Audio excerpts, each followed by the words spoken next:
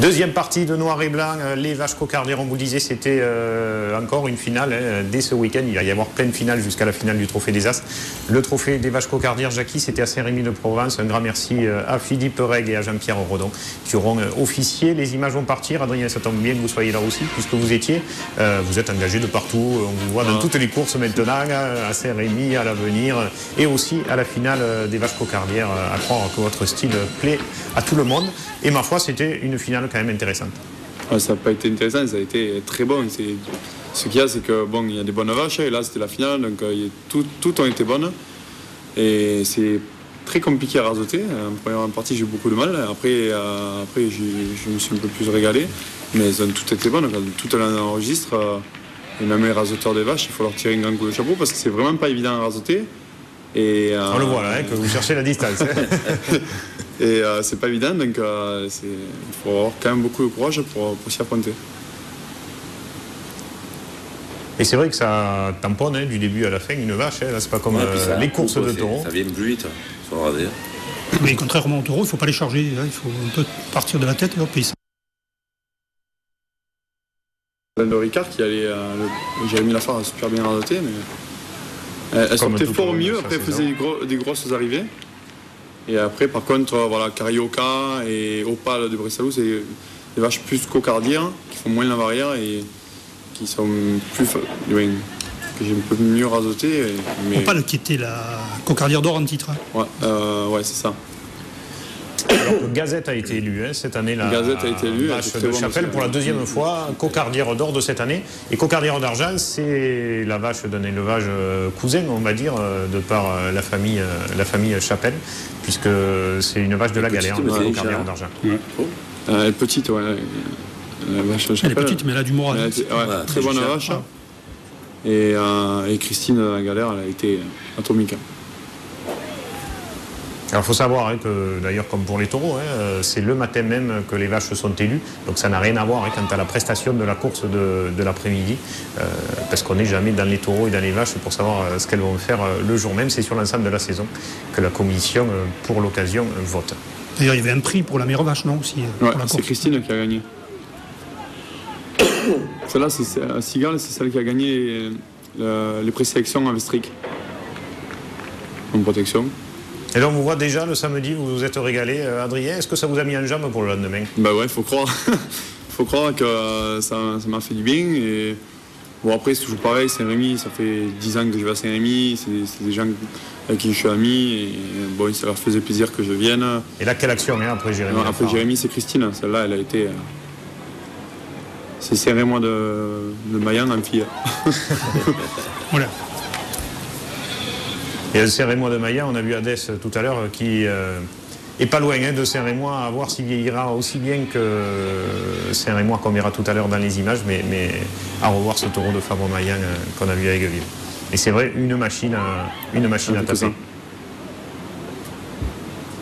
Celle du Chabalier aussi a bien fini, mais bon après tout le monde était un peu fatigué, les arènes sont grandes, donc c'était pas évident. Du gaz, tout le temps. Alors c'est une course que vous retrouverez en intégrale, aux commentaires Noël Daniel avec Philippe Reg et Jean-Pierre Rodon à la caméra qui ont officié durant cette journée. On vous donnera les horaires de rediff, mais traditionnellement dans les horaires des intégrales. Et puis Jean-Louis Hérissi qui remporte ce trophée des vaches cocardières, Roux et Jérémy Lafare, un gaucher, un droitier, en qualité de meilleur animateur dont vous aurez pu prétendre aussi, Adrien. Et puis voilà, Honoré, Chapelle pour la vache, ainsi que la manade La Galère. Je ne sais pas s'ils sont allés boire un coup, les manadiers ensemble après à Adrien, mais ça a dû se régler en famille. Je pense qu'après, ils ont dû faire fort. En tout cas, bravo au Trophée des vaches cocardières à cette finale. Et bravo d'avoir renforcé avec vous côté droit, côté gauche et David Sabatier côté droit. Oui, ça apporte parce qu'ils ne rasettent pas beaucoup. Il faut un peu les entraîner. Il faut que quelques rasetteurs un peu plus chevronnés qui fassent les premiers rasés. Et puis après, ça se passe mieux. Enfin, moi, pour les quelques finales que j'ai vues de vaches cocardières, ils sont un peu hésitants. Ils les connaissent, les vaches, mais ils hésitent. Ils tardent un peu. Ils rasettent sur la fin de course. Saint-Rémy, c'est grand et... Ils nous ont beaucoup promené et c'est sûr que c'était pas évident, surtout en deuxième partie. Mais bon, moi, encore une fois, grand coup de chapeau à ce que font Jean-Louis, Rodolphe Roux, Jérémy Lafare, toute cette équipe-là, parce que c'est pas évident. C'est vraiment des vaches, elles sont très méchantes et prennent beaucoup de risques. En tout cas, bravo à eux. Jackie, vous, samedi dernier, vous étiez à Saint-Mathieu de Tréviers. C'était une course comptable pour le Trophée des As, reportée à cause des nombreux week-ends annulés en début de saison pour cause de pluie. Les images vont partir. Ça n'a pas atteint les sommets, mais c'était quand même intéressant, Jackie. Ouais, c'est comme toujours, les courses, quand il y a une grande course ou une finale, la veille, les réalisateurs ne s'impliquent pas trop. Adrien s'est impliqué à Saint-Rémy. D'ailleurs, il s'est impliqué c'était des vaches coucardières. Là, c'était compliqué à Saint-Mathieu. Enfin, pas très compliqué la course, mais c'est une grande piste à Saint-Mathieu et c'est fatigant pour les raseurs. En plus, on sait que, par exemple, Louis Cozol ou Bastien Four ou même, comme il s'appelle et là, cette action, Villard, le plus spectaculaire de la journée, finalement, ça a été même ce Villard, taureau ils sont un peu fatigués de la saison, donc voilà, c'est plus difficile à raser. Et voilà, le premier taureau, c'est Victor qui a fait la course la plus intéressante parce que il n'a pas été trop rasé, pas comme d'habitude, il n'a pas pris des grosses séries, donc à la fin, il avait un peu de vivacité et il a fait des grosses actions. Rien que là, des actions, après Didier Dunant, la Sabri Alouani, Benjamin Villard avant, déjà, on s'est dit, si la course va crescendo, ça sera bien, bon, ça n'a pas été le cas.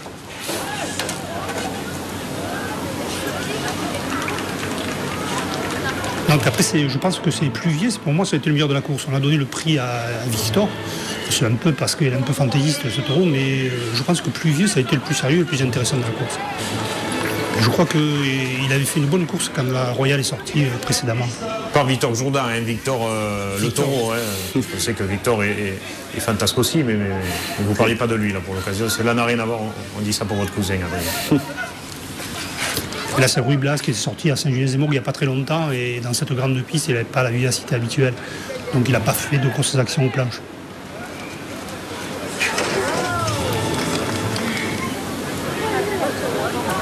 Et puis Calua qui aura été moins spectaculaire que l'autre Ricard. Oui. Mais au départ, il devait y avoir celui qui qu'on appelle, qui a les cornes un peu d'une vache là, et puis il a été changé par Ah, votre copine Erika. Erika, voilà. Non, mais lui, il n'a pas été très spectaculaire. C'est vrai. Pour un Ricard, c'est surprenant. Et en tout cas, la satisfaction, c'était de revoir un peu Benjamin en jambes sur cette course-là. Benjamin, je pense que c'est lui qui a donné le rythme à la course, qui a beaucoup raseté. Donc, c'est pour ça que le lendemain, on les a retrouvés un peu en dessous, peut-être aussi. En tout cas, c'est bien de le moins revoir, efficace. Moins efficace, du moins. À l'aise à la tête et à l'aise dans ses baskets, parce que malheureusement pour lui, il vit quand même une saison noire depuis le début de l'année, et même depuis la fin de saison dernière, et le coup de corne reçu dans les arènes de Bellegarde et d'Irac, les deux d'ailleurs, puisqu'il a été 2 fois blessé coup sur coup. On va parler d'une autre course au Trophée des As, Jackie. Nous, on était au Gros du Roi, c'est la fête votive, ça a démarré le week-end dernier, ça continue cette semaine et ça dure tous les jours, des taureaux tous les après-midi, mais là c'était la première journée du Trophée La Mer, course comptable pour le Trophée des As. On ne savait pas trop à quoi s'attendre, il faisait un temps mi-figue, mi-raisin, pas très beau. Le public a répondu présent, il y avait du monde, et les gens ont bien fait, Jackie. Oui, c'était une course agréable, intéressante, et puis avec le sommet de la course il y avait quand même une vedette qui était Guépard. Voilà. Première partie un peu fade, Petit Loup. Petit Loup, le taureau était un peu mou, le taureau un peu vieillissant, donc bon, mais il est passé. Le problème, c'est que derrière, il est sorti en brun, il n'a pas été assez raseté. Surtout à gauche, alors que les droitiers n'ont pas voulu le voir du tout.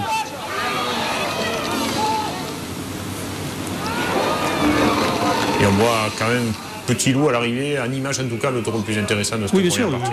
Il aurait bien passé. Le problème, c'est qu'en brun, ça a manqué de travail. Et on sait qu'à gauche, les ficelles sont levables. Parce qu'il y a moins le coup de tête qu'à droite. À droite, et un taureau qu'on retrouvera pour la énième fois, je ne sais pas combien de fois, à la finale du Trophée des As. Ça sera différent la finale parce qu'il sera beaucoup plus musculé, il y aura beaucoup plus de gauchers. La course sera différente, certainement, j'espère, pour lui. Quoi. Et en tout cas, dans cette course-là, c'est Amine Chekad. Les images vont. Ça va repartir, Guillaume. Voilà, les images repartent. Amine Chekad qui lui aura donné le rythme côté droit, en tout cas jusqu'à Guépard. Oui, il a beaucoup raseté. C'est dommage qu'à la fin, il a eu des crampes, donc il n'a pas allé jusqu'au bout. Les derniers taureaux, il n'a pas pu les raseter. Mais au début, il rasait très fort, très vite et très intéressant parce qu'il a mis les taureaux en valeur. Et puis, l'autre raseteur côté droit, à noter, parce qu'on n'attendait peut-être pas à ce niveau-là, c'était Sabri Alouani, qui a été très bon, aussi de bout en bout, dans un autre registre, à l'âge qu'il a forcément, mais très spectaculaire. Oui, celui qui n'a pas beaucoup raseté, c'est Outarka ce jour-là. Je ne sais pas pourquoi, il n'était pas très. Et il revient de blessure, certainement. Mal à l'aise, et quand on n'est pas bien physiquement, c'est plus compliqué. Ouais. Donc, et surtout Adil Benafitou, qui a fait les premières à Guépard, qui lançait un peu les séries chaque fois, parce que personne ne voulait pas le raser arrêter. Donc c'est lui qui lançait la série et voilà, les autres reprenaient. Et c'est vrai que le taureau aura fait une grande course et des actions incroyables, hein, dont celle après Sabri Alouani, qui est pas sans rappeler celle après Loïc Ozol l'année dernière au 15 août. Et le seul rasé qu'il a reçu arrêté à droite, c'est celui de Sabri Alouani et on sait comment ça s'est terminé. Et c'est un taureau très dangereux, hein, puisqu'à la barrière, il peut venir chercher très loin quand il sent l'homme, ce qui fut le cas. Sur cette action-là, c'est un miracle que Sabri ne prenne pas un coup de corne dans la fesse sur cette action. Tellement le taureau il avait anticipé, et, il n'a même pas pu mettre sa main, et puis là, ça en sort bien. Et il n'a plus de peur que de mal, juste un pantalon et un caleçon à changer. Oui, et Guépard, on peut remarquer, c'est qu'il ne fait jamais la barrière à gauche, c'est toujours à droite. Il anticipe plus à gauche. Sur le rasé à gauche, il se jette un peu, et surtout, c'est qu'il a un coup de tête dès qu'on arrive à la rencontre, et ça fait que je pense qu'il se perd un peu. Dans le puis on a vu Bariton de Lautier qui a été très bien raseté, et qui a fait peut-être 10 minutes, mais 10 minutes très intéressantes.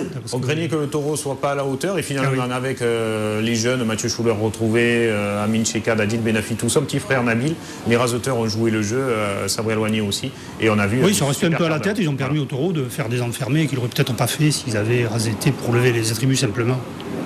Il manquait qu'Adrien Poujol pour faire des rasés comme ça dans cette piste du Gros du Roi. On vous y retrouve jeudi, je crois, Adrien. Ouais, mais Adrien le fait à tous les taureaux. Ah oui, quel dimanche. Et là, un petit rasé coquin d'Adil Benafitou. Et c'est après cette action où il saute sur Amin Chekad qu'Amin aura eu des problèmes. Alors, je ne sais pas s'il y a une cause à effet ou pas, mais moi qui ai reçu un jour Adil Benafitou sur ma tête, ça fait drôle des fois. Et puis Raja, ou le taureau de la manade Paulin, que vous aviez vu super bon à l'Ansar, Jacqueline, qui n'a pas été du même niveau là, mais intéressant. Oui, il est peut-être moins spectaculaire à la planche, mais bon, il y avait un peu plus de pression peut-être, et puis c'est un taureau de 6 ans quand même, hein, il manque un peu d'expérience, mais moi je l'ai trouvé bien. Là. Adrien l'avait vu à l'Ansar, peut-être non, il y était. Non, je ne connaissais pas ce taureau. Je connais Icar et Cameron qu'il a, et c'est quand même une malade qui fait parler d'elle. Oui. Un bon taureau. Voilà, et puis Belcanto pour finir, c'est dommage qu'il soit sorti dernier, hein, parce que c'est quand il a eu un peu de pression qu'il a montré qu'il avait des qualités. Moi, il a été bien, mais sur juste quelques séries. Donc c'est un taureau qui devrait sortir dans les points, je pense. Et en tout cas, on disait, Mathieu Schuller, qu'on a retrouvé en forme, en confiance et en jambes, et ça fait plaisir, parce que ça faisait longtemps qu'on ne l'avait pas vu raseter. Mais déjà, le week-end dernier, on en avait parlé, il avait été très bien à Villeneuve-les-Maguelons. Villeneuve, il avait été bien raseté. Bon, là, il s'est fait un peu peur. Là, c'est parce que le tourneur était un peu au milieu, il était obligé de contourner le tourneur, c'est souvent ça, et donc le taureau l'a enfermé. Et un grand merci à Jean-Pierre Mas et à Raymond pour ces 2 premières courses du Trophée des As qu'on a vu du week-end dernier. Adrien, donc c'est sûr, vous serez au Gros du Roi jeudi et dimanche. Sûr. Amin Cheka n'a que 15 points, vu comme vous êtes en pleine bourre en ce moment. Il n'y a pas de souci. Il y aura Loïc Ozol côté droit au milieu. Non, les points, ça sert à quoi ça sert? Je suis 9e ou 8e au trophée, ça sert. Et le plus important, c'est de bien finir la saison, moi de me faire plaisir et de faire plaisir aux gens. Voilà. Et la preuve avec Jackie, ça ne sert à rien, puisqu'il finit 3e, je crois, des maraîchers, mais c'est lui qui a reçu la plus belle ovation. Non, mais il a retrouvé le site, ce qu'il avait perdu, parce que, en fait, au départ, il se présentait mal dans le rasé au début de saison. Et là, il a récupéré, je crois que la Palme d'Or lui a fait beaucoup de bien. Donc, c'est vrai qu'à 50 cm près, si on s'engage mal dans le rasé, on se retrouve mal à la tête, c'est-à-dire on ne se met pas à la bonne distance pour lever les attributs. Le taureau, lui, il a pris de la vitesse et on ne peut pas décrocher les attributs dans ces conditions-là. Donc, lui, il a retrouvé cette manière de raseter et qu'il avait perdu. Après cette belle entrée en matière au Gros du Roi, c'est de cette course-là dont on va vous parler, mais ce sera tout de suite après cette page de publicité.